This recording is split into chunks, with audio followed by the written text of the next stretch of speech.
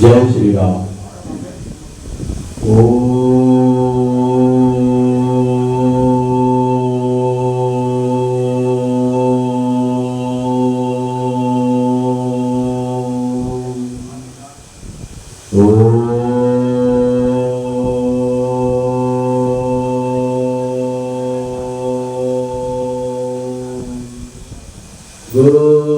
गुरुर्ब्रह्मा गुरुर्विष्णु गुरुर्देवो महेश्वरः गुरुर्साक्षात् परब्रह्म तस्मै श्री गुरवे नमः। कर्पूरगौरं करुणावतारं संसारसारं भुजगेन्द्रहारं सदा वसन्तं हृदयारविन्दे भवं भवानी सहितं नमामि। भवं भवानी सहितं नमामि। कृष्णाय वासुदेवाय हरये परमात्मने प्रणतक्लेशनाशाय गोविन्दाय नमो नमः। प्रणतक्लेशनाशाय गोविन्दाय नमो नमः। बोलिए श्री राधा कृष्ण भगवान की जय, श्री सच्चिदानंद भगवान की जय, श्री सद्गुरुदेव भगवान की जय। श्रीमन्नारायण नारायण नारायण श्रीमन्नारायण नारायण भजमन्नारायण नारायण नारायण भजमन्नारायण यण नारायण लक्ष्मी नारायण नारायण नारायण लक्ष्मी नारायण नारायण नारायण भजमन्नारायण नारायण नारायण भजमन्नारायण नारायण नारायण लक्ष्मी नारायण नारायण नारायण लक्ष्मी नारायण नारायण। बोलिए श्री लक्ष्मी नारायण भगवान की जय, श्री गौरी शंकर भगवान की जय। जय श्री राम। मैं पंडित किशन शास्त्री श्री अयोध्या धाम से आज गुरु महाराज के आशीर्वाद के फल स्वरूप भगवान की कथा कहने का सौभाग्य प्राप्त हुआ और हमारे भाई साहब योगी जी के द्वारा तथा भगवान श्रावण का महीना चल रहा है और श्रावण का इतना पवित्र महीना और आज श्रावण की शिवरात्रि है, तो ये भगवान की बहुत बड़ी कृपा है कि मुझे कथा कहने का अवसर प्राप्त हो रहा है। और व्यक्ति जो चाहता है उसके चाहने या न चाहने से कुछ भी नहीं होता है। जो कुछ भी ईश्वरीय विधान है उसी विधान के फल स्वरूप में व्यक्ति के जीवन में शुभ और अशुभ कर्म होते हैं। मुझे कथा का समय 5 बजे से दिया गया था। 5 बजे से 6:30 बजे तक गुरु जी का सत्संग, लेकिन पूजन पाठ को करते हुए यज्ञ हवन को करते हुए समय अधिक व्यतीत हो गया, तो मेरे पास भी बहुत ही कम समय है। समय तो मैं प्रदान कर सकता हूँ, भरपूर समय दे सकता हूँ, लेकिन मुझे आप लोगों के हिसाब से वर्तमान की परिस्थितियों को देखते हुए धर्म का आचरण करना चाहिए। हम कोई भी कार्य करते हैं, पूजन पाठ यज्ञ हवन, तो हमें ये बात अवश्य ध्यान रखना चाहिए कि आपके कार्य को करते हुए, आपके ध्यान को करते हुए, आपके कथा भागवत सत्संग को करते हुए ऐसा तो नहीं है किसी का कोई समय बहुत ज्यादा लग रहा हो, बहुत कम लग रहा हो। आवश्यक ये नहीं है कि हम 24 घंटा प्रभु श्री राम नाम का उच्चारण कर रहे हैं, भगवान नाम का उच्चारण कर रहे हैं, भगवान शिव का जाप कर रहे हैं, ओम नमः शिवाय का जाप कर रहे हैं। आवश्यक तो ये है वर्तमान परिस्थितियों में आपने अपने निजी व्यवहार में धर्म को कितनी जगह प्रदान की हुई है। और जैसे कि मैं धर्म का स्वरूप कहता हूँ, हर जगह हर बार मैं धर्म का स्वरूप यही कहता हूँ। स्वयं मैंने अपने जीवन में धर्म को कैसे समझा है, क्योंकि मैं किसी को उपदेश देने से पहले स्वयं मैं अपने जीवन में वो उपदेश उतारता हूँ। और मुझे भगवान की कथा कहने में, भगवान की कथा सुनने में असीम आनंद की प्राप्ति होती है। लेकिन मैं अपने जीवन में धर्म के अर्थ को किस तरह से समझ सकता हूँ? परहित सरिस धर्म नहीं भाई, पर पीड़ा सम नहीं अधिकाई। दूसरे का भला करने से बड़ा कोई धर्म नहीं है, और दूसरे का बुरा करने से बड़ा कोई अधर्म नहीं है। यही धर्म और अधर्म की सबसे बड़ी पहचान है। ऐसा तो नहीं है आप जो साधना कर रहे हैं, आप जो तपस्या कर रहे हैं, आप जो भगवान का भजन कर रहे हैं, या आप किसी से भगवान का भजन करवा रहे हैं, भगवान का सत्संग करवा रहे हैं, किसी न किसी कारण से कोई व्यवधान पहुंच रहा हो।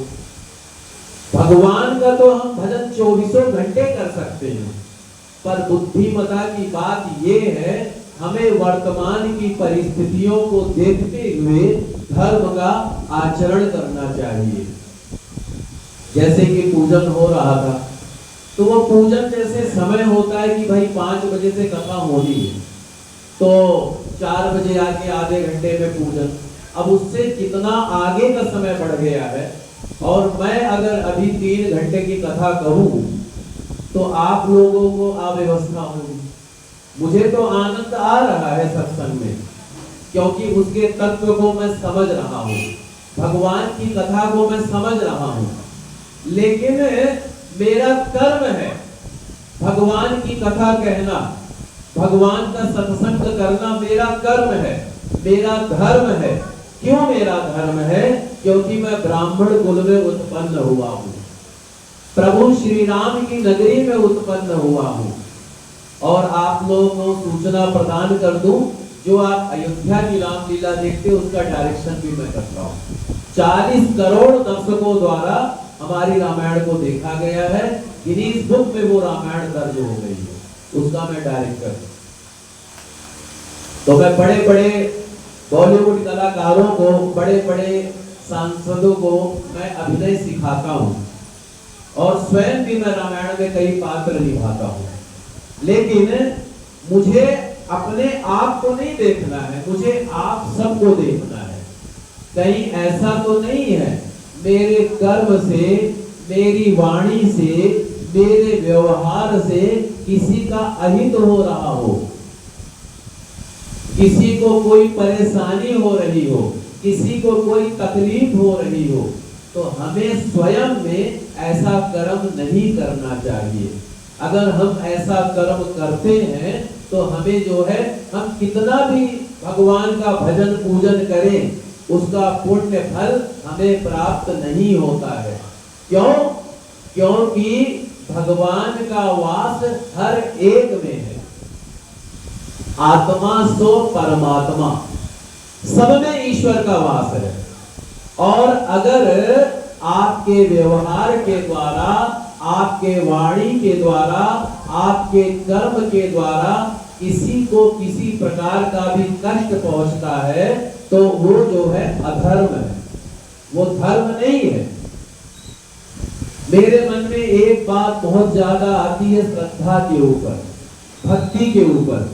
आज बहुत ही कम समय है, मैं आधा घंटा या 1 घंटा जो भी आप लोग प्रदान करेंगे उसी हिसाब से, तो उतने समय में बड़े ही सूक्ष्म रूप में मैं आप सबको भगवान शिव जी की कथा सुनाने का प्रयास करूंगा। भगवान शिव जी की महिमा को बखान, उनकी कथा को बतलाने का प्रयास करूंगा, क्योंकि मैं स्वयं ज्ञाता नहीं हूं। मेरे अंदर बैठी हुई जो ज्योति है, मेरे अंदर बैठी हुई जो आत्मा है, इस आत्मा के द्वारा, इस ज्ञान के द्वारा मैं आप सबको कथा कहने का प्रयास करूंगा। क्योंकि भगवान शंकर जी कहते हैं माता पार्वती से, क्या कहते हैं कि हे देवी, इस संसार में ना कोई ज्ञानी है, ना कोई मूर्ख, प्रभु जिसे जैसा चाहे वैसा ही कर देते हैं। प्रभु की महिमा बड़ी ही अपरंपार है। तो कहने का अर्थ ये है, ये तो भोले शंकर की कृपा है, भोलेनाथ जी का आशीर्वाद है कि किसी को ये विद्वान बना देते हैं, किसी को धनवान बना देते हैं, किसी को यशवान बना देते हैं। लेकिन मेरा अपना मानना क्या है? मेरा मानना ये है, भगवान की जब भी भक्ति करो, भगवान की जब भी पूजा करो, भगवान की जब भी साधना करो, भगवान के लिए जब भी कोई व्रत करो, पुण्य करो, तीर्थ यात्रा करो, दान करो, संत सेवा करो, गुरु सेवा करो, ब्राह्मण सेवा करो, कोई भी कार्य करो, तो सबसे पहले अपने मन को एक बात समझा देना। क्या समझा देना? अपने मन को भली प्रकार से समझा लेना। अगर आपको कथा का सारा पुण्य चाहिए, तीर्थ यात्रा का सारा पुण्य चाहिए, और दान करने का सारा पुण्य चाहिए, सत्संग सुनने का, सत्संग करने का सारा पुण्य चाहिए, तो अपने मन को एक प्रकार से समझा लेना। कैसा समझा लेना? निर्मल मन जन सो मोहि पावा, मोहि कपट छल छिद्र न भावा। अपने मन को निर्मल कर लेना, अपने मन के अंतःकरण को साफ कर लेना। अगर आपको सारा पुण्य चाहिए तो, और अगर आपके मन में निर्मलता का भाव आ गया, आपके मन में सच्चाई का भाव आ गया, आपके मन में पवित्रता का भाव आ गया, तत्क्षण आपका कल्याण हो जाएगा। तत्क्षण जो है आपको भगवान की कृपा की प्राप्ति हो जाएगी। कोई भी कार्य करो और कोशिश ऐसा करो कि आपके व्यवहार से, आपके वाणी से, आपके कर्म से किसी को किसी प्रकार कोई परेशानी ना हो। हम सब अपने जीवन में कुछ ना कुछ, सभी के लिए कुछ ना कुछ कर सकते हैं। जो आपको भगवान ने दिया है, वाणी तो सबको दी है, सबको बोलने का दिया है भगवान ने, तो वाणी के लिए क्या रखो? मैं शिव कथा भी कर रहा हूँ 2 मिनट सत्संग के, आधे या पौन घंटे तक में कथा करूंगा, क्योंकि मैं आप सबकी भावनाओं को समझ रहा हूँ। मुझे पता है कि मैं ज्यादा देर कथा में बिठाऊंगा तो आपके मन में दुख का भाव आएगा, और वो जो दुख का भाव आएगा ना, तो परम पिता परमात्मा मुझे कहेगा कि तूने मेरे सच्चे भक्त के साथ में अन्याय किया है। मैं सत्य कहता हूं, मुझे नाम की भूख नहीं है, यश की भूख नहीं है, धन की भूख नहीं है। मुझे नहीं चाहता हूं मैं कोई मेरा नाम ले, कोई मेरा चरण स्पर्श करे, कोई मेरी वंदना करे, कोई मेरी पूजा करे, कोई मेरा मान करे। मुझे कुछ नहीं चाहिए, मुझे वस्तुतः भगवान से प्रेम है। तो आप लोगों को क्या करना है? आप लोगों को ऐसा काम करना है। कैसा? ऐसी वाणी बोलिए मन का आपा खोए, औरों को शीतल करे आपहु शीतल हो। ऐसी वाणी बोलिए जो दूसरे को अच्छी लगे और अपने को अच्छी लगे।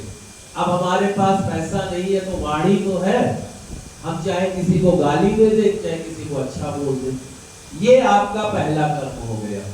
दूसरा, अगर हमारे पास में पैसा है तो उसको धर्म के कार्य में लगाएं और जो है सत्य के कार्य में लगाएं। क्यों? क्योंकि धन की 3 गति होती है। कौन कौन सी? जब हमारे पास पैसा आता तो 3 गति होती है धन की। दान, भोग, नाश। उस पैसे से या तो दान पुण्य करो, अपने ऊपर खर्च करो, और अगर दान पुण्य नहीं करने का मन होता है, कंजूसी प्रवृत्ति है, तो आप जो है अपने लिए खर्च करो, अपने ऊपर खर्च करो। वो भी नहीं प्रवृत्ति है, ना दान करने का मन है, ना अपने ऊपर खर्च करने का मन है, तो नाश करवाने के लिए तैयार रहो। वो पैसा बीमारी में जाएगा, कोर्ट केस में जाएगा, हारी बीमारी में जाएगा, या कोई दुश्मन आपसे लड़ झगड़ करके आपसे वो सारी सामग्री ले लेगा। राजाओं के समय भी यही होता था। जो राजा बलशाली होता था उसका धन दूसरा राजा जो है ग्रहण कर लेता था। ये धन की गति है। इसीलिए धन दिया है, सत्य के काम में लगाओ, धर्म के काम में लगाओ। और धन भी नहीं है तो फिर शरीर हष्ट पुष्ट दिया है भगवान ने, लंबा चौड़ा बनाया, बिल्कुल हष्ट पुष्ट बनाया है। उस शरीर के द्वारा उन असहाय बेसहारा मरीजों की सेवा करो, उन जीवों की सेवा करो जिनकी सेवा की आपको वस्तुता में आवश्यकता है। ये धर्म की गति होती है। तो आप अपने कर्म से कुछ भी कर सकते हो, कोई भी कार्य कर सकते हो। अब हम लोग कोई भी पूजा पाठ करते हैं, मैं एक प्रार्थना चाहूंगा हमारे योगी जी बड़े भाई साहब से कि कभी मुझे कथा का भरपूर समय है, और आप सबसे भी ये प्रार्थना है कि मुझे कथा का भरपूर समय दे। मुझे कष्ट होता है कि मेरे मन में कई बातें रह जाती हैं, लेकिन समय अवधि इतनी होती है कि उन बातों को मैं भक्तों तक पहुंचा नहीं सकता हूं, क्योंकि समय की अवधि होती है। लेकिन मैं कहना चाहूंगा, कोई भी कार्य करो मन से करो। आप भगवान की पूजा करते हो, आज शिवरात्रि है, हम सब ने भगवान शिव जी की पूजा की है, लेकिन भगवान शिव जी की पूजा करते हुए, पार्वती पते गंगाधर की पूजा करते हुए, भगवान शंकर की आराधना करते हुए, भगवान शंभु की आराधना करते हुए, क्या आपने भगवान के शिव के तत्व को जाना है? क्या आपने भगवान के शिव के तत्व को माना है? जब तक आप भगवान के शिव के तत्व को नहीं मानोगे, आपको पूजा करने का पुण्य, पूरा पुण्य नहीं मिलेगा। इसके लिए क्या करना है? हमारे शास्त्रों में कहा गया है कि अगर हमारे पास पूजन की सामग्री ना हो, समय ना हो पूजन करने का, मन से पूजन करो। और अगर मन से पूजन करोगे, भगवान आपकी पूजा को तुरंत स्वीकार करेंगे। क्यों? तोरा मन दर्पण कहलाए, तोरा मन दर्पण कहलाए। भले बुरे सारे कर्मों को देखे और दिखाए, तोरा मन दर्पण कहलाए। मन हमारा शीशा है, हम जो भी कर्म करते हैं वो भगवान को प्रत्यक्ष मालूम होता है। इसीलिए मैं कहता हूं भगवान की मन से पूजा करो। हमारे शास्त्रों में सभी देवताओं की जो है मानसिक पूजा का विधान बतलाया गया है। हम जब भगवान शंकर जी की पूजा करें, हमारे पास में सामग्री ना हो, बेल पत्र ना हो, दूध ना हो, दही ना हो, गंगा जल ना हो, दुर्वा ना हो, शमी पत्र ना हो, भांग ना हो, पुष्पमाला ना हो, लड्डू ना हो और प्रसाद ना हो, दक्षिणा ना हो, तो हम कैसे पूजा करेंगे? मन से। और क्या कहेंगे? रत्ने कल्पित मासनम हिमजले स्नानं च देव्यावरं नानारत्न विभूषिता मृगमदा मोदान्कितं चन्दनम्। अर्थ है, हे भोले शंकर, हे दयानिधे, हे पशुपते, हे देव, ये रत्न निर्मित सिंहासन मन ही मन कल्पनाओं के द्वारा भगवान शिव जी के समक्ष आप प्रार्थना करें। ये रत्नों से जड़ा हुआ सिंहासन और शीतल जल से स्नान, नाना रत्नों से विभूषित दिव्य वस्त्र, इन सबको भगवान ग्रहण कीजिए। मन से आप करेंगे तो आपको भगवान की भक्ति प्राप्त होगी। और भक्ति के साथ साथ क्या कहेंगे? कर चरण कृतम माध्यायजं कर्मजं मा श्रवण नयनजं मा मानसं वापराधम। मेरे हाथों से, मेरे पैरों से, मेरी वाणी से, मेरे कानों से, मेरी आंखों से और मेरे मन से, हे भोले शंकर, कोई भी अपराध हुआ हो उस अपराध को क्षमा करें और मेरी पूजा स्वीकार करें, ऐसी मन में प्रार्थना करें आप। तब भगवान शंकर की वस्तुतः भक्ति की प्राप्ति होगी। इसका अर्थ ये नहीं है आपके पास सामग्री है आप पूजन ना करें। अर्थ इसका ये है, समय अभाव के कारण, धन भाव के कारण अगर आपके पास नहीं कोई सामग्री है, नहीं समय है, तो आप लोग संकल्प करें, क्या हमको प्रतिदिन भगवान की मानसिक पूजा 5 मिनट के लिए करनी है और अपनी आत्मा को भगवान पार्वती पति महादेव के चरणों में ध्यान में तल्लीन कर लीजिए। अपने मन को भगवान के चरणों में अभिषिक्त कर लीजिए, तत्क्षण आपका कल्याण हो जाएगा। हमारा परिवार, मेरा भाई, मेरी बहन, मेरी पत्नी, मेरा पुत्र, मेरी पुत्री, मेरे माता, मेरे पिता, मेरे दोस्त, मेरा पड़ोसी, मेरा रिश्तेदार, मेरा समाज, मेरा देश, मेरा भारतवर्ष, मेरा विश्व, हर कोई मुझसे कुछ न कुछ याचना करता है। हर कोई याचना करता है। पिता पुत्र का प्रेम कब होता है? स्वार्थ का प्रेम होता है। पिता जब अपने पुत्र को शिक्षित करता है, मन में ये भावना रहती है मेरा पुत्र शिक्षित होगा, मुझे कमा के खिलाएगा। और पुत्र के मन में ये भावना रहती है मेरे बाप की संपत्ति मेरी है। ऐसे पति पत्नी का, भाई बहन का, समाज का, समाज भी अगर आपके लिए कोई कार्य करता है कोई न कोई उसके मन में भावना रहती है, आपके द्वारा मेरा कितना काम बनेगा तभी मैं आपसे जुड़ूंगा, अगर मेरा काम नहीं बनेगा मैं आपसे नहीं जुड़ूंगा।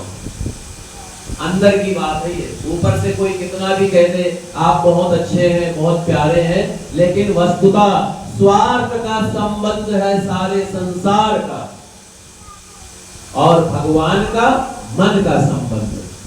हो सकता है कोई आपसे आपके मकान की चाह रखता हो सकता है कोई आपसे आपके धन की चाह रखता हो सकता है कोई आपसे आपके सुंदरता की चाह रखता हो सकता है कोई आपसे हष्ट पुष्ट रहने की चाह रखता हो सकता है कोई आपसे नाम की चाह रखता हो सकता है कोई आपसे यश की चाह रखता हो, पर ऐसा कोई नहीं होगा जो स्वयं आपको चाहता होगा। ऐसा कोई नहीं होगा। स्वार्थ लाग करे ही सब प्रीति।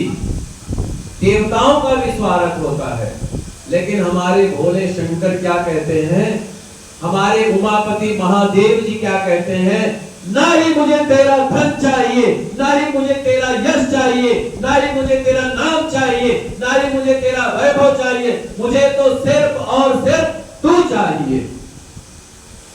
लेकिन हम लोग क्या करते हैं, हम लोग भगवान को बुद्धि देते हैं और संसार वालों को मन देते हैं। इसीलिए हम जीवन भर कष्ट पर कष्ट, दुख पर दुख, विपत्ति पर विपत्ति, जन्म मरण का चक्र काटते रहते हैं। कई लोग मन की अवस्थाओं के कारण आत्महत्या कर लेते हैं। आज समाज में, भारतवर्ष में, पूरे देश में जितने भी अपराध हो रहे हैं, जितने भी अनैतिक काम हो रहे हैं, जितने भी गलत घटनाएं हो रही हैं, सिर्फ मन के कारण। कोई सुंदरता के पीछे भाग रहा है, कोई धन के पीछे भाग रहा है, कोई नाम के पीछे भाग रहा है, कोई वैभव के पीछे भाग रहा है, कोई किसी को नीचा दिखाने के पीछे भाग रहा है। लेकिन वस्तुतः कोई भी व्यक्ति ऐसा नहीं है जो परम पिता परमात्मा को, जिसने अपना मन समर्पण कर दिया हो। तो भगवान यही कहते हैं, मुझे तेरा ना नाम चाहिए, ना वैभव चाहिए, ना यश चाहिए, मुझे तो सिर्फ और सिर्फ तू चाहिए। तो हम लोग क्या करते हैं, जब भगवान का भजन करते हैं तो हम लोग बुद्धि लगाते हैं, संसार में मन लगाते हैं, और जब जब हम संसार में मन लगाएंगे तब तब हम संसार से कष्ट पाएंगे। अगर इन कष्टों से मुक्ति चाहिए तो भगवान में अपना मन लगाओ, संसार में बुद्धि लगाओ। प्यार करना है तो परम पिता परमात्मा से अपने मन को भगवान के चरणों में समर्पित कर दो। आप सारे काम करो, कमाओ धमाओ, परिवार का पालन पोषण करो और अपने सारे कर्म करो, लेकिन अपना मन, जैसे गोपियों ने अपना मन भगवान श्री कृष्ण को समर्पित कर दिया था, जैसे शबरी माता ने अपना मन प्रभु श्री राम को समर्पित कर दिया था, जैसे केवट ने अपना मन भगवान श्री राम को समर्पित कर दिया था, जैसे श्री हनुमान जी महाराज ने अपना मन प्रभु श्री राम को समर्पित कर दिया था, जैसे भगवान शंकर उमापति महादेव ने अपना मन भगवान श्री राम को समर्पित कर दिया, और भगवान श्री राम जी ने अपना मन भगवान शंकर जी को समर्पित कर दिया, इसीलिए उनका नाम हरिहर भी कहलाया जाता है। तो कहने का अर्थ यही है, अपना मन भगवान को समर्पित कर दो, और अगर ऐसा करोगे आप संसार में रहते हुए भी विरक्त रहोगे, संसार में रहते हुए भी सन्यासी रहोगे, संसार में रहते हुए भी महात्मा रहोगे, संसार में रहते हुए आपको एक दिन प्रत्यक्ष भगवान शिव शंकर जी का दर्शन प्राप्त हो जाएगा। स्वयं मेरे जीवन में कई बार ऐसी घटनाएं हुई हैं, मैंने कई बार भगवान शंकर जी का पात्र निभाया, लेकिन उससे कई साल पहले जब मैं 8 साल का था, मुझे साक्षात भगवान शंकर जी ने दर्शन दिया। इसका कारण ये है कि मैंने बचपन से, मैं भले आपको दिख रहा हूँगा कि मैं आपके सामने कथा कह रहा हूँ, पर वस्तुतः मैं यहाँ पर नहीं हूँ। मेरा मन इनके चरणों में तल्लीन है। मेरा मन संसार में मैं भले ही दिख रहा हूँ, पर मैं हर वक्त, हर क्षण, हर पल अपने आप को इनको मैंने सौंप के रखा हुआ है। और जब मैंने इनको सौंप के रखा है तो मेरा कल्याण हो जाता है। जीवन में सुख दुख सबके आने हैं, लेकिन अगर अपना मन भगवान के चरणों में समर्पित कर दोगे तो सुखी रहोगे। क्यों? जहां जिसका मन होता है वही उसका वैसा विचार होता है।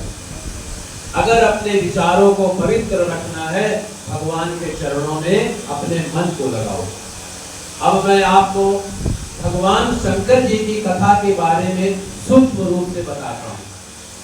नागेंद्र हाराय त्रिलोचनाय भस्मांगरागाय महेश्वराय नित्याय शुद्धाय दिगंबराय तस्मै यकाराय नमः शिवाय। भगवान शिव जी की जो आप जटाएं देखते हैं ना, भगवान शंकर जी से, माता पार्वती जी से हम बहुत कुछ जानते हैं, उनके तत्व को समझते हैं। कैसे? भगवान शंकर जी की जो जटाएं हैं ये वायु के रूप में है और सभी प्राणियों में व्यवस्थित है। तो और जो भगवान शंकर जी के सिर से गंगा जी की धारा निकलती है, इसका क्या अर्थ है? इसका अर्थ है कि अपने मन को पवित्र रखना चाहिए, गंगा जल के समान रखना चाहिए। तो गंगा जल के द्वारा पवित्रता पूर्वक भगवान शंकर संहार करते हुए ज्ञान वैराग्य के द्वारा शांति का भी संदेश देते हैं। ये हमें भगवान शंकर जी की, गंगा जी की जल के द्वारा समझना चाहिए। और भगवान शंकर जी के मस्तक पर जो चंद्रमा सुशोभित होता है, उसके द्वारा अपने मन को शांत करने की भावना सीखनी चाहिए। जैसे मस्तक पर चंद्रमा के द्वारा मन की शांत की भावना, इस पान के ज्वर को शांत करने के लिए मन की शांति चंद्रमा के द्वारा है। हमारे अभी यहाँ पर ब्रजेश कुमार जी हैं, ज्योतिषी हैं वो, और बहुत अच्छा ज्योतिष का कार्य करते हैं। तो ज्योतिष में चंद्रमा को मन का कारक कहा जाता है। ग्रहों का संबंध हमारी फैमिली के साथ भी जुड़ा हुआ है। तो चंद्रमा हमारी माता का कारक और मन का भी कारक है। इसीलिए वेदों में कहा गया है, चंद्रमा मनसो जाता चक्षो सूर्यो अजायता। नेत्र भगवान सूर्य है और हमारा मन चंद्रमा के द्वारा संचालित होता है। तो भगवान शंकर जी विषपान का जब ज्वर हुआ तो उसको शांत करने के लिए, मन की शांति के लिए चंद्रमा के द्वारा जो है भगवान शंकर जी जो है चंद्रमा को धारण करते हैं। ये शांति का प्रतीक है। और उसके बाद में भगवान भोलेनाथ जी का जो तीसरा नेत्र है, ये किसका प्रतीक है? ये ज्ञान का प्रतीक है। और ये सांसारिक अज्ञानता को दूर करने का प्रतीक है। आध्यात्मिक दृष्टि द्वारा भौतिक दृष्टि से परे संसार की ओर देखने का प्रतीक है। भगवान के तीसरे नेत्र के द्वारा हम सांसारिक अज्ञानता को दूर करने का प्रयास करें। इसी तरीके से भगवान शंकर जी की अनेक महिमाओं के बारे में कहा जाता है। और उसके बाद में भगवान शंकर जी के गले में जो सर्प है, ये किसका प्रतीक है? ओम नमोस्तु सर्पेभ्यो ये के चा पृथ्वी मनो ये अंतरिक्ष ये देवी तेभ्या सर्पेभ्यो नमः। तो भगवान शंकर जी के गले में जो सर्प है, ये तमोगुण का कारक, संघार प्रवृत्ति का सूचक है, अगर सर्प काट लेता है तो मृत्यु हो जाती है। ऐसे भयानक जीव को कंठ में धारण करने का अर्थ है तम और अज्ञान को अपने नियंत्रण में करना। यानी कि हमारे जीवन में जो तामसिक विचार है और जो अज्ञानता है उसको जो है, जैसे भगवान शंकर जी अपने गले में सर्प को धारण करते हुए इनसे दूर है, उसी तरीके से हमें अपने अज्ञान को अपने जो है दूर करना चाहिए। कभी जो है हिंसक जीव भी भगवान शिव के अधीन है। शिव जी का जो साथी नंदी है ये जो है ध्यान का प्रतीक है, जीव के प्रति सजगता, लक्ष्य का प्रतीक और सक्रियता का प्रतीक है। तो ये जो है नंदी के द्वारा हम जो है ये जान सकते हैं। ऐसे ही भगवान शंकर जी के विविध रूप क्या है? ओम नमः शंभवाय च मयो भवाय च नमः शिवाय च शिवतराय च नमः शंकराय च महेश्वराय च नमः। जब हम भगवान शंकर जी का अभिषेक करते हैं तो यही कहते हैं ना, नमः शंभवाय च मयो भवाय च नमः।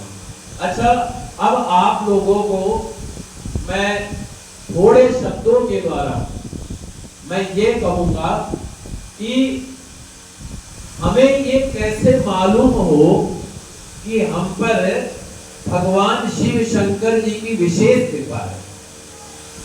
हमें ये कैसे जानकारी हो कि हम पर भगवान भोलेनाथ जी का असीम आशीर्वाद है। कुछ कारणों,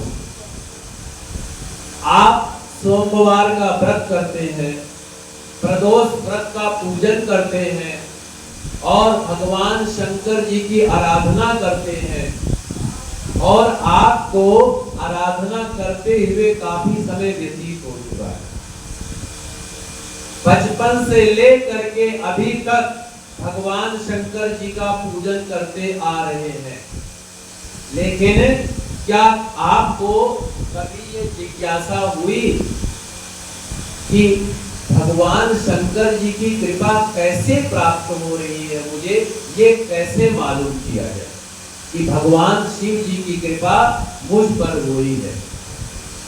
तो 2-3 कारण बताता हूं आपको।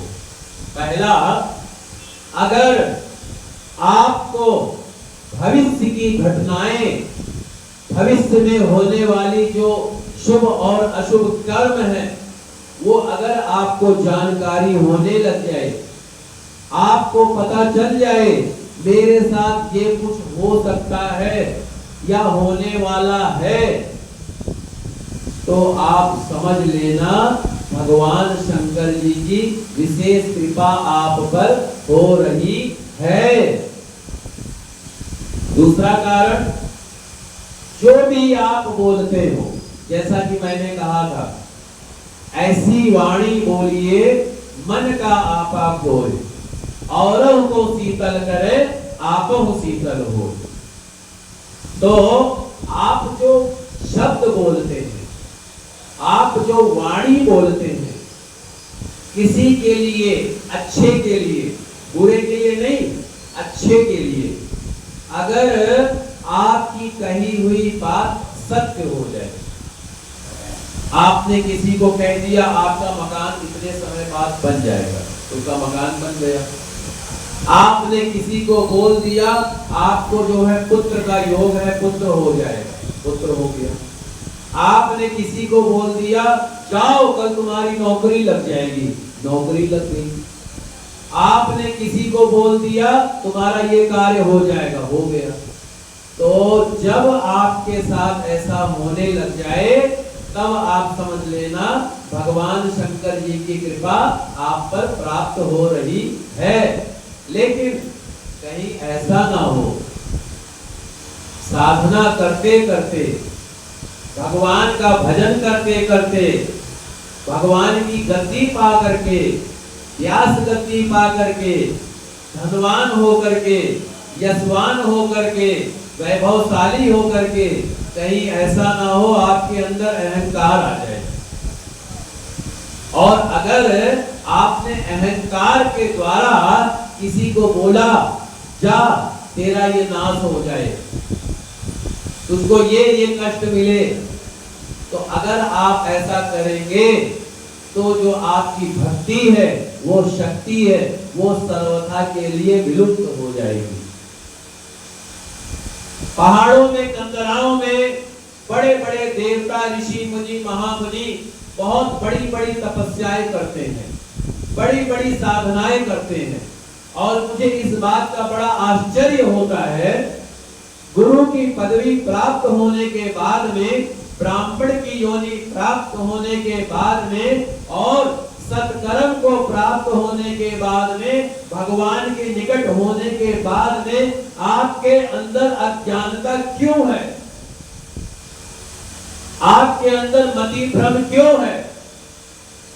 जबकि आपका मन तो पवित्र होना चाहिए।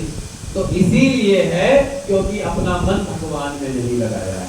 तो इसके लिए मैं क्या कहूंगा, ऐसा ना हो आप साधना कर रहे, भगवान शंकर जी की कृपा की प्राप्ति हो गई, आपने उसका दुरुपयोग करना सीख लिया। और गुरु वही है, ब्राह्मण वही है, पति वही है, पिता वही है, माता वही है, जो अपने से छोटों को स्नेह दे, जो अपने से छोटों को प्यार दे। आजकल जितने भी घर टूटते हैं, इसका यही कारण है, स्वार्थ का कारण है।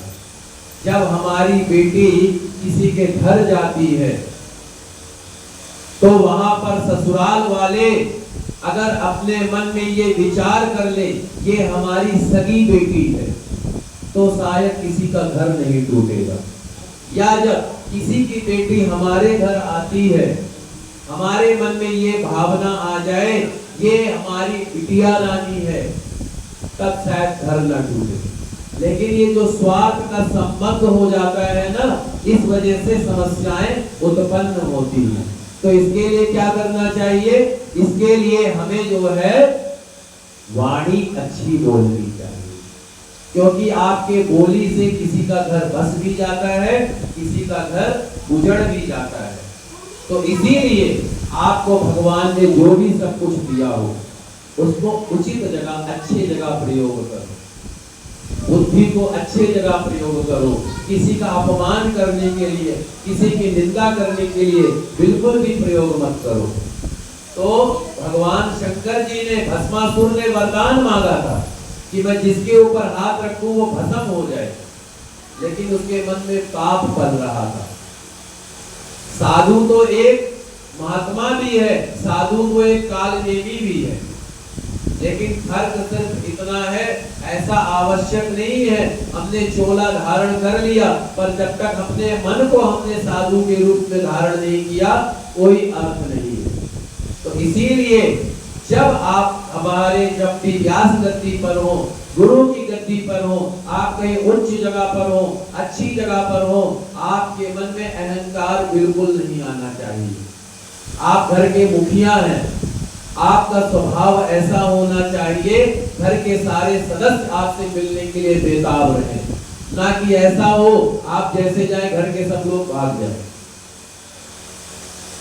ऐसा ना हो। तो इसीलिए आपको जो भी भगवान ने दिया है उसका उचित प्रयोग करें, कभी अहंकार न करें। तो ये ऐसा करेंगे भगवान शंकर जी की कृपा प्राप्त होगी। अब आपके कोई बिगड़े हुए काम, सारे काम बनते चले जाते हैं अपने आप ही, तब आप समझ लेना भगवान शंकर जी की कृपा आप पर हो रही है। सारे काम आपके बिगड़े हुए बनते चले जाते हैं। मन में सात्विकता का भाव हो, पवित्रता का भाव हो, मन में जो है सत्ज्ञान की प्राप्ति हो, आप समझ लेना आपका भगवान शंकर जी आशीर्वाद आपको प्रदान कर रहे हैं। और इसके बाद में आपकी नींद सुबह सुबह अगर ब्रह्म मुहूर्त में खुल जाती हो, 4 बजे के आसपास या 4:30 बजे के आसपास या 3:30 बजे के आसपास, आप समझ लेना भगवान शंकर जी की कृपा आप पर प्राप्त हो रही है। और दूसरा, अगर आपको स्वप्न में कभी भगवान शिव जी दर्शन दे या स्वप्न में आपको शिवलिंग का दर्शन प्राप्त हो, या शिवलिंग पर पत्र पुष्प चढ़ा हुआ आप स्वप्न में देखें, या भगवान शंकर जी को गंगा जल चढ़ाते हुए देखें, या भगवान शंकर जी की पूजा करते हुए देखें, या बार बार आपको शिवलिंग का दर्शन प्राप्त हो, आप समझ लेना कि आपको भगवान शिव शंकर जी की कृपा की प्राप्ति हो रही है। और अगर आपको स्वप्न में कभी त्रिशूल दिखाई दे, कभी डमरू दिखाई दे, कभी माता पार्वती का दर्शन हो, भगवान शिव शंकर उमापति का दर्शन हो, तो आप समझ लेना कि आप पर भगवान शिव जी की कृपा की प्राप्ति हो गई है। ये बात मैंने जो है आपको पूरे जीवन भर की बात बताई है, और ऐसी बात बताई है आप पूजन कितने सालों से कर रहे हैं, कर रहेंगे, तो आपको कैसे भगवान की कृपा की प्राप्ति हो। अगला जब सत्संग होगा तो श्रद्धा के ऊपर मैं सत्संग कहने का प्रयास करूंगा। आजकल श्रद्धा का अर्थ लोगों ने बहुत ही गलत मतलब निकाल लिया है। धर्म के ऊपर और श्रद्धा भक्ति भाव के ऊपर कथा होगी। आप लोग जो पूजन करते हैं ना, जो व्रत करते हैं ना, जो तीर्थ यात्रा करते हैं ना, जो दान करते हैं ना, जो धर्म करते हैं, जो भी शुभ और अशुभ कर्म करते हैं, इसके ऊपर विस्तृत चर्चा अगले सत्संग में जब भी भगवान भोलेनाथ जी की कृपा होगी, आप लोगों को इसके द्वारा जो है सत्संग सुनने का अवसर प्राप्त होगा। अब एक बात मैं और कह करके मैं चाहूंगा आरती की तैयारी की जाए, प्रारंभ की जाए। आरती का समय हो रहा है, तो आरती के लिए आ जाए आप, कोई भी समय होने वाला आरती का। अब आप लोगों को एक काम और करना है। क्या काम करना है? सत्संग की आवश्यकता हमें बुजुर्गों को बिल्कुल नहीं है, बड़ों को नहीं है सत्संग की आवश्यकता। 50 साल से ऊपर के हो गए, 55 साल के हो गए, 60 साल के हो गए, 70 साल के हो गए, चलो वानप्रस्थ का समय आ चुका है, हम संन्यास धर्म ग्रहण करेंगे। नहीं, बिल्कुल नहीं। संन्यास आपको अपने मन से होना है। पहले अपने मन से सन्यासी हो जाना, पहले अपने मन से साधु हो जाना, पहले अपने मन से विरक्त हो जाना, तब आप सन्यासी का चोला धारण करना। और अगर आप अपने मन को नहीं जीत पाए, आप सन्यासी होते हुए भी, विरक्त होते हुए भी, ब्राह्मण होते हुए भी आप भगवान के समीप नहीं रहेंगे। सबसे पहले अपने मन को विरक्त करना है। और मैं एक बार बार बार कहूंगा, हर बार कहूंगा, हर जगह कहूंगा, हर समय कहूंगा, हर स्थान पे कहूंगा, क्या सत्संग की आवश्यकता, कथा की आवश्यकता आप सबको नहीं है। अब आप पूछेंगे किसको है? कथा किसको सुनना चाहिए? सत्संग में किसको आना चाहिए? सत्संग की आवश्यकता हमारे युवाओं को है, सत्संग की आवश्यकता हमारे जवानों को है, सत्संग की आवश्यकता हमारे बच्चों को है, सत्संग की आवश्यकता हमारे आने वाले भविष्य को है। 11 साल से लेकर के 17 साल के बच्चे बच्चियों को सत्संग सुनना चाहिए। हमें पता है क्या अच्छा है, क्या बुरा है।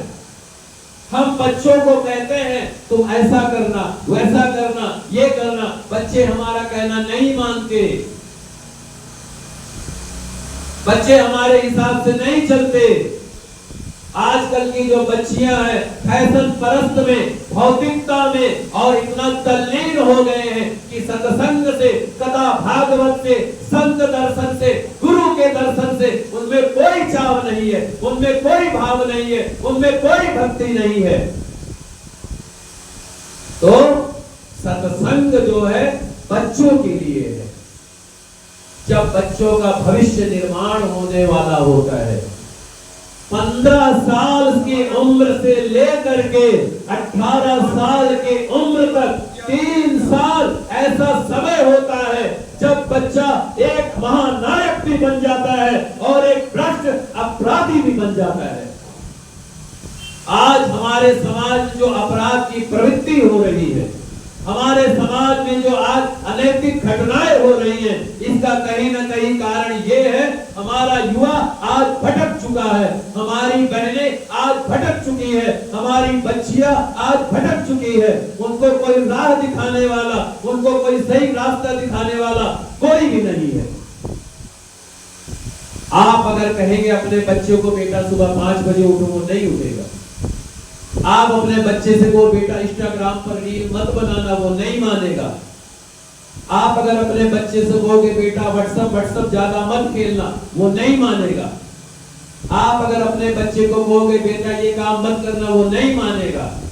वो करेगा अपने मन का। और आप सत्संगी होते हुए भगवान के ऊपर दोष लगाओगे। भगवान मैंने आपकी पूजा की, आपकी साधना की, आपकी तपस्या की, मेरा बच्चा गलत कैसे हो गया, मेरा बच्चा नशेड़ी कैसे हो गया, मेरा बच्चा गलत राह पर कैसे चला गया? क्यों? क्योंकि आपने स्वयं अपने बच्चे को आप सत्संग में लेकर के नहीं आए। मैं कहना चाहूंगा सत्संग की आवश्यकता, सत्संग हर स्कूल में आवश्यक करवा देना चाहिए।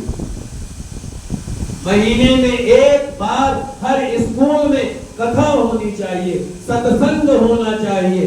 बच्चों को ये बतलाना चाहिए घर में कैसे रहना चाहिए, माता पिता के साथ कैसा व्यवहार करना चाहिए, अपने लिए कैसा जीवन जीना चाहिए। ये हमें जो है सत्संग के द्वारा प्राप्त होगा। पेट भरने की कला सिखा रहे, अच्छी बात है। कैसे बहुत सारा पैसा कमाओगे, अच्छी बात है। लेकिन पैसे के साथ साथ आपको जीवन जीने की कला भी आनी चाहिए।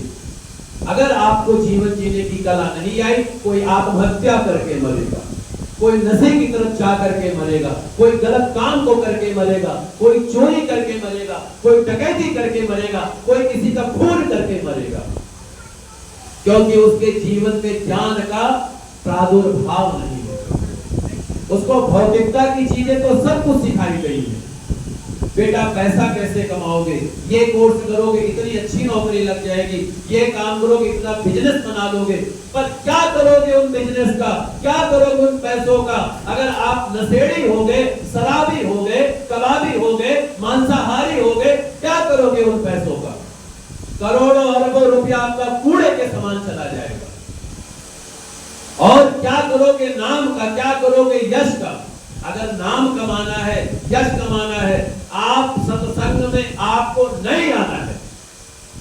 सत्संग में बच्चों को लेके आना है, युवाओं को लेकर के आना है, बच्चियों को लेकर के आना है, किसी न किसी के द्वारा।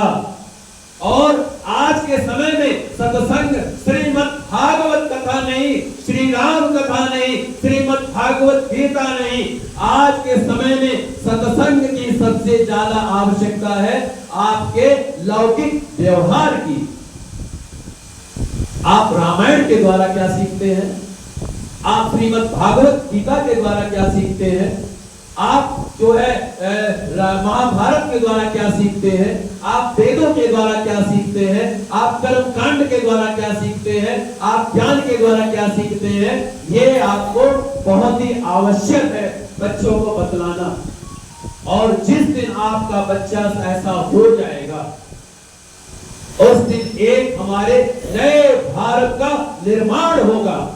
और ऐसा भारत होगा, ऐसा वित्तीय भारत होगा, ऐसा विश्व होगा जहां पर चारों तरफ सुख ही सुख होगा, शांति ही शांति होगी, दया ही दया होगा, परोपकार ही परोपकार होगा। वहां पर हमारे जिले में नहीं, हमारे भारतवर्ष में नहीं, हमारे पूरे विश्व में राम राज्य की स्थापना हो जाएगी। और जब राम राज्य की स्थापना होगी तब क्या होगा? दैहिक दैविक भौतिक तापा, राम राज काहू नहीं व्यापा। किसी प्रकार का कोई कष्ट नहीं, किसी प्रकार की कोई परेशानी नहीं। इसीलिए हमें सत्संग सुनना चाहिए और सुनाना चाहिए। क्यों? क्योंकि हमारे मन की जो अज्ञानता है ना, हमारे मन का जो कचड़ा है ना, हमारे दिमाग का जो फितूर है ना, ये सत्संग के द्वारा ही दूर हो सकता है और कोई औषधि नहीं है। भगवान शंकर जी बार बार प्रार्थना करते हैं भगवान राम से। जब भगवान राम जी कहते हैं, हे भोलेनाथ आप तो मेरे सब कुछ हो, मैं आपको क्या दे सकता हूँ, तब भगवान शंकर जी क्या कामना करते हैं, पार्वती पति क्या कामना करते हैं, बार बार वर मांगो हरसि देव श्री राम, पद सरोज अन पायनी भक्ति सदा सतसंग। हे प्रभु, हे श्री राम जी, मुझे बार बार मुझे सत्संग की प्राप्ति हो, मुझे बार बार मुझे संतों का संग मिले, और जिसके जीवन में सत्संग होगा ना, वो कभी गलत मार्ग पर नहीं जाएगा। इसका अर्थ ये नहीं है मैं कोई आपको चमत्कारी बूटी दे दूंगा कि जाओ आपका काम हो जाएगा, नहीं। इसका अर्थ ये है आपका जीवन भगवान श्री राम की तरीके से हो जाएगा, आपका जीवन भगवान श्री कृष्ण की तरीके से हो जाएगा, आपका जीवन उमापति महादेव की तरीके से हो जाएगा, आपका जीवन कल्याण में हो जाएगा। कैसे? जब हमारे मन में ये भावना आई।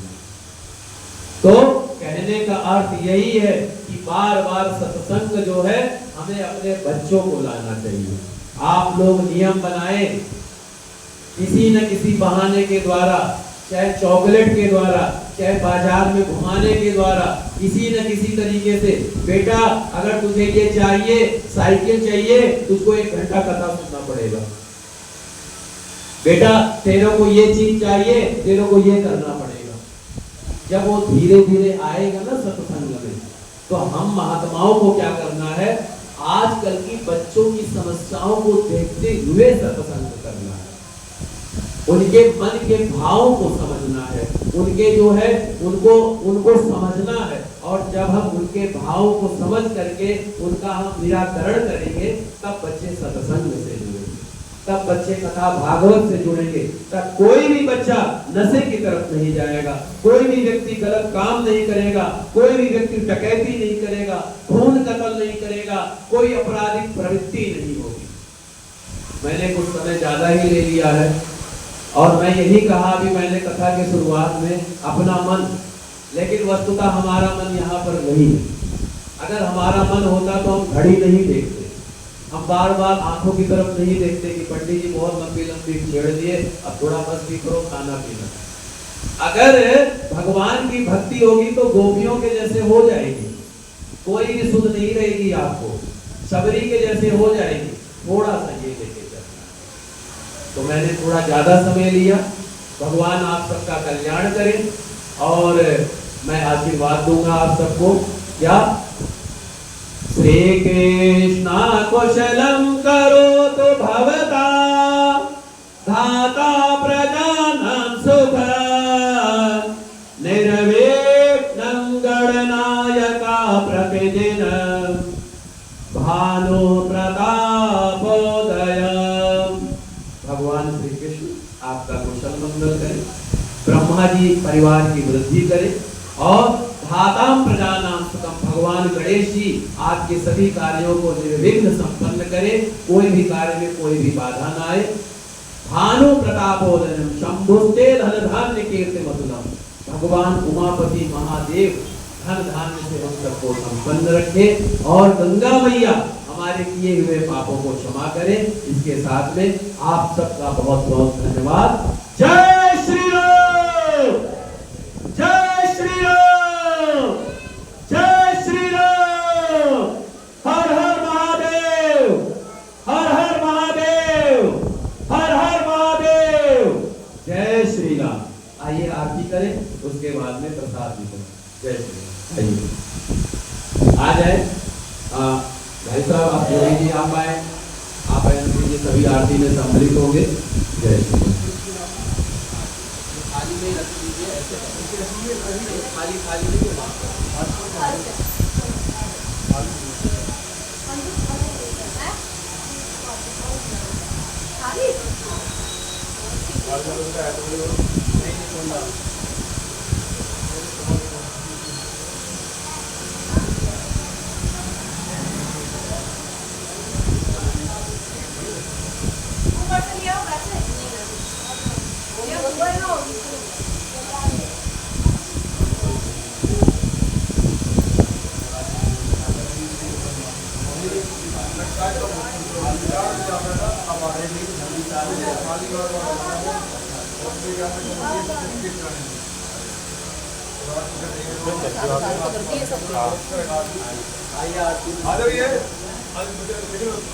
श्री गणपति भगवान की जय।